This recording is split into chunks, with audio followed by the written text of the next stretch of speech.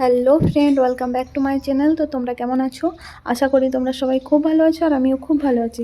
তো আজকে বানাবো পটল চিংড়ি। তো তোমরা দেখো আমি এখানে কি নিয়েছি পটল চিংড়ি বানানোর জন্য। দেখো এখানে আমি চিংড়ি মাছটা ভালোভাবে ধুয়ে বেছে রেখেছি লবণ হলুদ মাখিয়ে। তো এবার আমি এটা ভালোভাবে ভেজে নেবো। তো এখানে আমি ভেজে নিচ্ছি। দেখো আমি কীভাবে ভাজছি।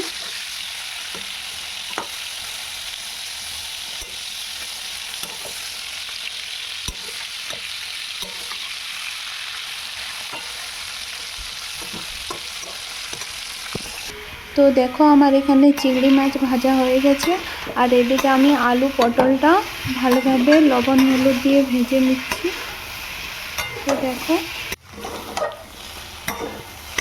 তো দেখো এখানে আমার আলু পটলটা ভালোভাবে ভাজা হয়ে গেছে। এবার আমি নামিয়ে রাখবো। তো দেখো এখানে আমার নামানো হয়ে গেছে। এবার আমি কড়াইতে তেল দিয়ে দেব। তো এখানে আমি তেল দিয়ে দিচ্ছি। আজকে আমি পটল চিংড়িটা সাদা তেল দিয়েই করছি। তো তোমরা চাইলে সরষের তেল দিয়েও করতে পারো। তো আমার তেল দেওয়া হয়ে গেছে। এবারে দেখো আমি কি নিয়েছি পটল চিংড়ি বানানোর জন্য। এখানে তোমাদেরকে আমি দেখিয়ে দিচ্ছি। তো তোমরা দেখে বুঝতে পারছো এখানে কি আছে।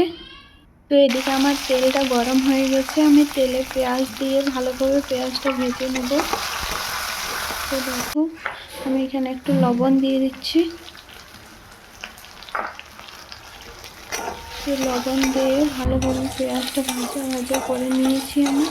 এবার এটার মধ্যে আমি টমেটো আর লঙ্কাটা দিয়ে দিচ্ছি।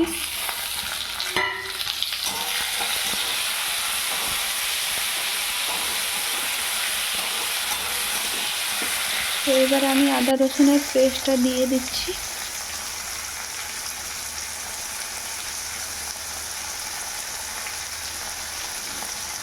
তো এবার আমি এটা ভালোভাবে কষে নেব।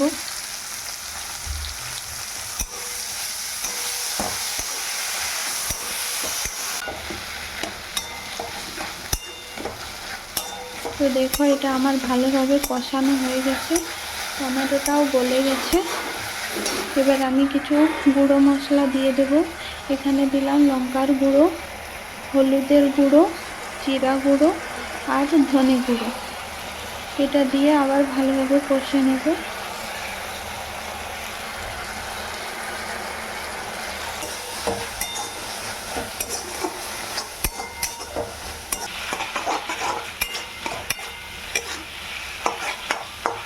তো দেখো আমার ভালোভাবে মশলাটা কষানো হয়ে গেছে। এবার আমি পটল আর আলুটা দিয়ে দেবো যেটা ভেজে রেখেছিলাম। তো এটাও দিয়ে দিয়েছি। এবার এটার সঙ্গে আমি ভালোভাবে মিশিয়ে কষে নেব। দেখো এখানে আমার কষানো হয়ে গেছে। এবার এটাতে আমি কিছুটা জল দিয়ে দিচ্ছি। তো দেখো এখানে আমি একটু জল দিয়ে দিয়েছি। এবার এটা আর একটু ভালোভাবে কষে নেব।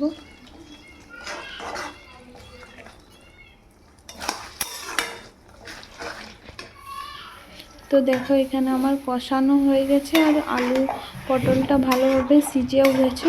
এবার আমি চিংড়ি মাছটা দিয়ে দেব। তো দেখো এখানে আমি ভেজে রাখা চিংড়ি মাছটা দিয়ে দিচ্ছি। এবার এটার সঙ্গে আমি ভালোভাবে মিশিয়ে কষে নেব।